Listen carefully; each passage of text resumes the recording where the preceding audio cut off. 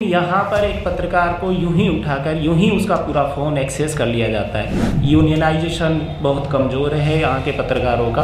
अब इस पे तो कमिश्नर जवाब दे, सरकार जवाब दे, सरकार जांच कराए वो किसके इशारे पे कर रहे हैं, क्यों कर रहे हैं। अभी नहीं संभले तो बहुत बुरी स्थिति होगी राजस्थान में पत्रकारिता की। इतने वरिष्ठ पत्रकारों को पहले जिस तरीके से किया गया है, एक पत्रकार के पास सूचनाएँ होती है, उसके सूत्र होते हैं और वो गोपनीय होते हैं, उसको सुप्रीम कोर्ट भी नहीं मांग सकता। नमस्कार साथियों, मेरा नाम महेश चौधरी है और मैं एक स्वतंत्र पत्रकार और शोध करता हूँ, दिल्ली रहता हूँ। मैं यहाँ इसलिए बैठा हूँ कि मैं राम गोपाल जी का छोटा भाई हूँ।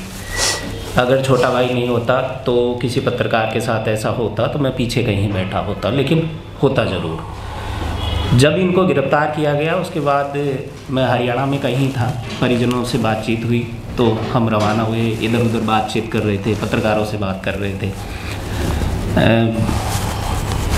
बहुत सारे बुनियादी सवाल हैं कि एक पत्रकार का फ़ोन एक्सेस करने के लिए आप इस तरीके का जाल रचते हैं।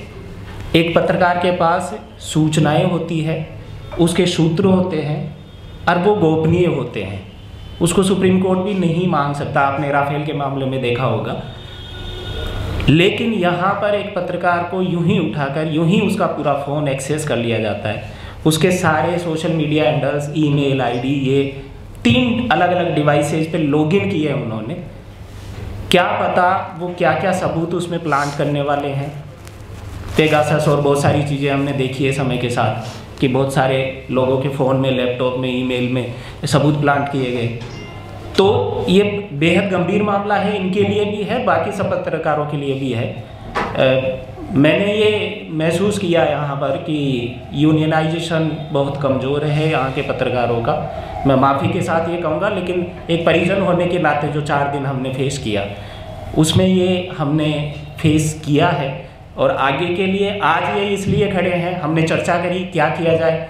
एक रास्ता तो ये था कि हो गई बेल, केस तो फालतू सा है, लड़ लेंगे, फ्री हो जाएंगे, हम क्यों लड़े। लेकिन अगर यही सोचते रहे कोई लड़ेगा नहीं तो फिर सबका नंबर धीरे धीरे आता रहेगा। इसलिए तय किया कि लड़ा जाएगा और इनकी मनमर्जी के खिलाफ बात की जाएगी। दूसरा सवाल, महत्वपूर्ण सवाल ये है कि आपकी पॉलिटिकल राइवलरीज हो सकती है।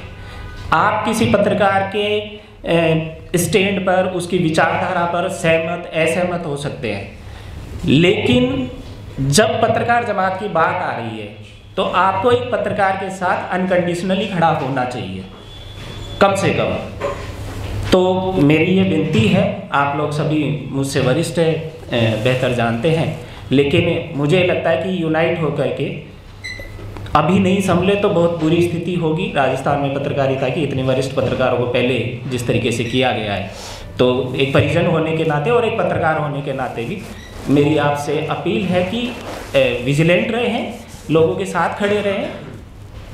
शुक्रिया।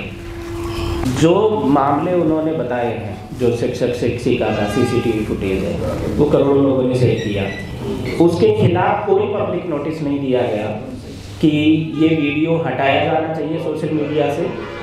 आप एक पब्लिक नोटिस जारी कर दीजिए कि ये वीडियो गलत है, करोड़ों लोग शेयर करके बैठे हैं। कोई पर्सनल नोटिस नहीं दिया गया। कम्युनिटी स्टैंडर्ड्स का नोटिस आता है ना ट्विटर पे कि ये वीडियो हटाया जाए, नहीं आया। आप अचानक से जा करके उस पर कार्रवाई करते हैं। बाकी जो वीडियो, जो पोस्ट है, एक अखबार की खबर के आधार पे आप ये कह रहे हैं कि धार्मिक उन्माद इससे फैलता। धार्मिक उन्माद कहाँ फैला उससे? उसका कोई, इन्होंने यह आरोप लगाया कि ऐसे पोस्ट करके ब्लैकमेल करते हैं। कोर्ट में पूछा गया ब्लैकमेल का कहाँ पर कोई एविडेंस है, कोई एविडेंस नहीं है। 14 तारीख का ये दिखा रहे हैं कि 14 तारीख को ये नोटिस दे रहे हैं। FIR लॉन्च हो गई 16 तारीख को और कोर्ट में वो पेश भी कर दिया इन्होंने। FIR इन्होंने 16 तारीख को करी, 14 तारीख का नोटिस जो कि दिया ही नहीं गया कभी। और कमिश्नर की तरफ से जो प्रेस नोट जारी होता है, उस प्रेस नोट में ये लिखते हैं कि हमने नोटिस देख करके पूछताछ के लिए बुलाया, जो कि बिल्कुल खुला नंगा झूठ है।